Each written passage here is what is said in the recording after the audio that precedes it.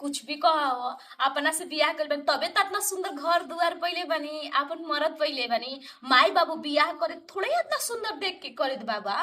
तब का आ इतना घर सुंदर करे। अब सुंदर सबसे सुंदर तो अच्छा बनो कि हमार गोतनी कितना अच्छा बाड़ी, बाप रे बाप। हम तो ढेरा तरह के कोनो काम हो करो तो दीदी जी बोली है, बाकी कहते ना कौन टेंशन मत लिया, जौन बानो तोहरा खातिर फ्री बाटे। ऐसे सुबह सुबह नहा धोआ के रेडी हो गई निया, पूजा कर लेनी का अपन हो दीदी। का बड़बड़ा तरू हो। जी जी एगो बात खुश कही, रह खुश दीदी रह ना पैरवा गोड़ अरे लगे खुश रह, बैठो ना ना। बैठो। हम नो भोले बाबा से कहले रहे नो हाँ। कि हम जिस दिन हदरवा से बियाह हो जाए ना वो दिन रोज पैर छुअम गोड़ लगम ना। अच्छा हमरा ठीक के है, पैर छू ले दी लूनू। ना, दी हमरा के इज्जत देख धरी पैर दी तो ऐसी ठीक बात है, दी। खुश रह बैठो। खुश ना, हाँ सादा सुहागिन रह मेहरारू हाँ के कहल जाला। ठीक और बा। मेहरारू नहीं हाँ लेकिन कुछ कह, सुंदर ताज लगते हो। साचो हाँ कहीं की नजर ना लगे। एक बात कही जी, हाँ। जानतन दीदी कितना अच्छा बाड़ी जी राउर, माने अपने से अरे दीदी के मत कह, भौजी या भैया बाड़न लोग के हमरा के बचपन से पोस पाल के आज इतना कैलन लोग। वही ठीक डूबी बा। जान। आ कबो कबो उनका लोग के कमी महसूस मत होके दिया कोनो भी चीज के, ये बात सुन लियो, याद रखियो तू। एगो बात कही, भले हम्म। हमरा पे आँच आ जाई बाकी अपन परिवार पे आँच ना आवे दे, एगो बात जान ले। कोनो चीज के दिक्कत ना होके के चाही, ना तो कहियन भौजियो की आज बियाह कर लेलन तो ऐसे करत तरन वैसे करत तरन, इस चीज कबो ना होके के देखिए चाही। भले में के मंदिर में शादी भइल बा का, 7 वचन में से 2 वचन हमू ले ले बानी। हम्म। ठीक बानू कि साथे जियम साथे मरम, हर हम्म। वचन निभाए। ठीक बानू, हाँ। दुख सुख अपने में बांटल जाए। ठीक हम्म। बानू, कोई परिवार पे आ जाई हमी के अपना देख ले। ठीक बानू, देख लेवे के। आ कनी एक का बना दे दीदी से जाई पूछ ले। पूछ ल भाभी से का बनावे के बा। और वो कहाँ गई रही सुबह सुबह? एजे गई रही बाहरे, थोड़ा सा घूमे खातिर काम रहे, रजनीश से मिले गई रही। अच्छा मिल हाँ लेने हाँ रजनीश से। मिल लेनी। का कहत बड़ी मजाक करेलन। अरे का करबू, बचपन के दोस्त हवन नु, यही यही से ना। चलते। हाँ। आ कनी नो सुनी ना कि चाय बना देले बनी, चली पी ले। अच्छा जा पहले भाभी भैया के दे आवो जा। देखे आई नो। हाँ जा। ठीक बा तब देख।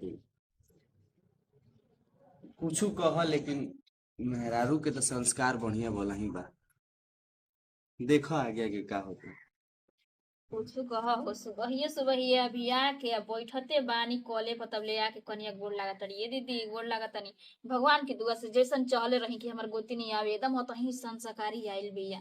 बस ये बनाओ तनी कि हे भगवान हमार घर असही हंसल खुशल रहे, कोई के नजर ना लागे। यही जा कहत अड़ी सा गाँव में किया हो फलाना बो तोहर गोतनी तो एक पीस आइल बिया, खानदान बदल दिहल, सतना ना संस्कारी सुगर आइल बिया कि का कहे के।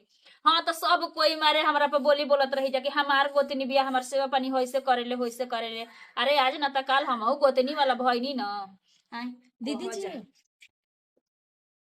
अच्छा दी पैर दे। अरे पागल हो, दिन भर में कतना आली गोड़ लगबू। चाहे हमरे के पहले लेके चली एलू, तू ना पियलू ह। दीदी जी, पहले बड़ आदमी पिएला, पहले घर के मुखिया आप हैं तो पहले आप पिया तब एक लोग कनिया हम लेकिन पियम। कुछ कहे आज इतना हम खुश बानी। एगो बात सोचत रही कि आज हाँ हमार दीदी जी। सास ससुर रहता तो के देख के इतना खुश होखता, इतना खुश होखता ना कि का कहे के।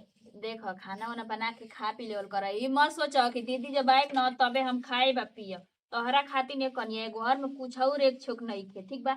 जवन मर्जी तवन बनई ह खैया, समझिए कि तोहरे घर दुआर हो। हमरा पता बा ए दीदी। पागल, तू हमार गोतनी बाद में बहिन पहिले, ठीक बा ना। ई तो बात हमार सौभाग्य बा मने खुश अथी बानी नु कि अरवा ऐसन बहिन मिलल। जानतन दीदी, हम घर से जमीन से शादी करी न भाग के, तब बहुत मतलब दिमाग में बहुत तरह के बात घुसत रहे कि मतलब जाय मुझे तो कैसन परिवार मिली का, मतलब मनिहा लोग के ना। बाकी हम रवा के पा के नाम बहुत धन्य हो गइल बने ऐसन पहिले परिवार। पहिले जब आके बबुआ जी हमरा से बताई ना कि ये भाभी एगो लड़की से हम बात करी ना, ओकरे लिए शादी करब। हम कहलहू रही कि देखी बबुआ जी अगर कौनो लड़की रवा के पसंद आ जाई ना, पहले आके हमरा के कहब और भैया ना मनी ह, लेकिन हम शादी कराई। काहे कि उनका के देखा कनिया जब से माई बाप उनकर ऐसे भ गइल, मतलब मर गई ना लोग, तब से उनका के पल्ले पोसले हैं, लइका लेखा जनले मनले हैं। यही से हम उनका खुशी में हमार खुशी हो। समझ ठीक सकत बा ना। हनी। अब तोहरा ऊपर बाटे कि घर द्वार कैसे लेके चलबू, गांव के हंसवाए भर के मौका मत दिह कि तोहर गोतिनिया आइल बे तो होइसे करतिया होइसे करतिया, ठीक बा। दीदी एक बार बोली बात, जान तनी हंसे के मौका केहू के ना दे। मेरे को बात जान ले आ घर परिवार हमार ना जैसे हमरा के त्यागले बानू वैसे ना खुशी से अइहन लोग हमर द्वार पर नु तो हमरो नाम नंदनिया ना। कुछ तहरा के ओढ़े पहने वाला चाहे कुछ चीज के दिक्कत है तो हमरा से कहिया, ठीक बा? कन्या जा तू चाय पी लो। चाहे अकनिया नु कि कद्दुआ के चीर के अथी के सब्जी बना देतनी, बना दो जवन तहरा मन करे ना, अपनी पसंद के हमरा खाना पराठा बना देतनी। ठीक बा दीदी जी, ठीक चाहे बा। पी ठंडा आ जाई। जय दे भगवान, हम तो ये सोचा तनी ना कि कोई के नजर ना लगे, असही सब कोई हंसत खेलत रहे। इतना बढ़िया मिलल बिया ना कि आज हम इतना खुश बनी कि खुशी के हमरा ठिकाना नहीं के। चली हम कुछ काम धाम करवा दी, बैठल बैठल रोगी आए बने के बहू कुछ करे जाते तो कहते कि ये दीदी काम मत करी, हम आ गई ना रउआ टेंशन के का बात बावे। बैठल बैठल बीमार पड़ जाए, संगे लागल रह तो जौने काम धाम होई। ओई काहे खातिर फोन करता? हेलो, हाँ हाँ हाँ ठीक बानी बानी घर ही। पार्टी? अरे साला ते बियाह कैले तो पार्टी देले हमरा के बताओ। कहताड़े कि पार्टी चाही। अरे ले लिए पार्टी, पार्टी कौन बड़का भारी बात बा। आई मने कहियो पार्टी ले लिए। भौजी के हाथ से खइबे? अच्छा ठीक बा, देखल जी एक दिन बुलाइम आराम से।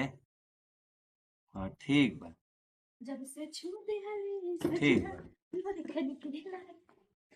का हो, कहाँ गई रहो? अजी छत पे गने कपड़ा पसारे। पसार दे लो। हाँ पसार दे। अच्छा जी बड़ा अच्छा लगता छत अपन तो कनी है तो हाँ, तब पहने उन्हें मत तकी हो।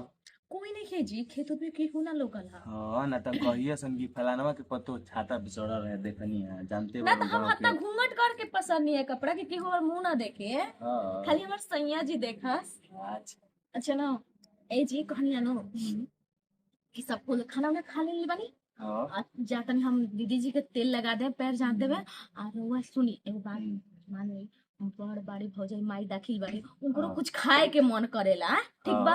हाँ। तो पूछल करम कि हाँ भाभी कुछ खाए के मन करी तो ले ले अच्छा आई। तू ना पूछ सकेलू? ए जी देखी हम पूछम अच्छा लगी मान ली। पूछ लियो जौन रउआ- कहियन बता राव दियो फर्ज हमरा का से। बाजी, हमार राव फर्ज फर्ज का बा, बा। पूछम हम। हाँ तो माई दाखिल बाड़ी तो पूछम हक से कि हाँ भौजी कुछ खाए के मन हुई तो आ ना तो जातनी बाजारी पर तो सिंघाड़ा समोसा कुछ टंगले आई ओने से, ठीक खाली बा। हाथे मत आई। ठीक ठीक बा। मानो हाँ एहो बात कही हम का? बात वाला बतिया तो खिस्सा बनी का ना पक्का नो ना तो अरे नइकी खिसियाइल। झूठ बोला देनी रोवा खिसियाई नहीं तभी तो हाथ में से झाड़ देनी। हाथवा झाड़ देने ऐसे ही जात रहे, झाड़ देने हाथवा। खिसियाए वाला कौन बात बा? हाँ भाभी का करता नहीं कुछ ना सही बैठल आ बानी। का कहता ना आई दीदी चबो कौन कहता ना कि का हो भौजी गोतनी उतार ले लू पार्टी ना देबू कोई हमें सुशीलवा के फोन तक कहता साला कि पार्टी ना दे, तू बियाह कइले तो पार्टी दे ले। हमरो दोस्त फोन करत सन पार्टी खातिर कि भौजी के हाथे से खाइम। जाए दी शादी बियाह भइल बाटे तो पार्टी देवे में का भइल बाटे जी, एकरा से बढ़ के पार्टिया बाटे। ना, हैं ई बस तो बात बा। संस्कारी मिल गइल बाटी ढंग से उसे रमस भगवान से ये मनाओ तनी पार्टी का बाजी। आदमी ऐसे 1000-2000 खा के पचा गलते तो 500 का 1000 रुपया का पार्टी ना कर सकेला उन्हें हाँ एक दिन बुला के कुछ बना देवल जी मुर्गा पता कि उर्गा भाभी खा की लिया हाथ सब। का खाई भो भाभी। दीदी एक बात पर खिसियाई ना नो कहनी नो कि हम जातनी आज बिरयानी चावल बनाए। हम ठीक ए बा, जी अच्छा जाई। बनाई ना नो। हाँ बनाओ। कनिया जाए 2 किलो मुर्गा लिया दे, ठीक बाटे? ठीक आ बा। मसाला उसाला ले ले, घर में कुल चीज बा ना कनिया। हाँ ए दीदी हमार दिल के बात रहुआ जान गई नहीं। पागल कहीं की हम ठीक सोचत बा, हम जा रही तनी बाजारे कि तू जहिया बतियावा हमार लो। गोतनी आ जाई है ना एकदम बहिन लेखा मानब, जवन उनका मन करी ले आके बनाई बखियाई आई नहीं के। आ देख काम दाम हमरो के करे द, बैठल बैठल बेमारिया बनेबू हमरा के। हैं दीदी जी हमारा होती है रउआ काम कर में अच्छा लगे जी, अच्छा लगे ई ना सब हो।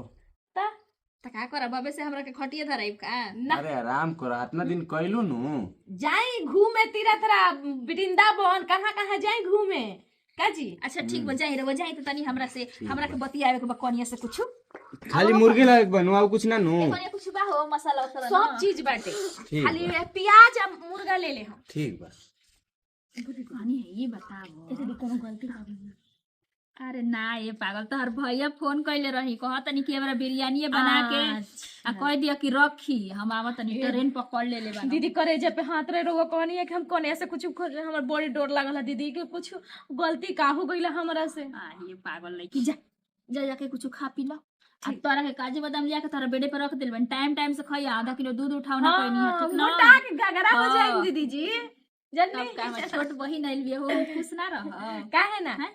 त ए थी पर रख दिल बन चौकीए पर हाँ। मुंह सवा लेके आ। भाग जिए सब ना वो अपने डर सिंगा में रख दा का जाला डर सिंगा में ना खाल जाला जी एथी कहाला ड्रेसिंग कहाला हां मने कि उहे कुल हमनी के जमाना में उ कुल ना न रहे हो अच्छे दीदी जी आ काल से आधा किलो दूध आई गरम करके काजू बादाम पीस के गुड़ डाल के पका के पिए के बाटे हमें ना पियम रहुआ पिए के बाटे दुनो कोई पियम आ जा। सही भैंस बनी औरी का हमरा के जाए भैंस दी जानतन दीदी जी दोनों कोई रहम जानू भैंस भैंस त कोई पटीदार बोलतई चलो। आवतन दीदी जी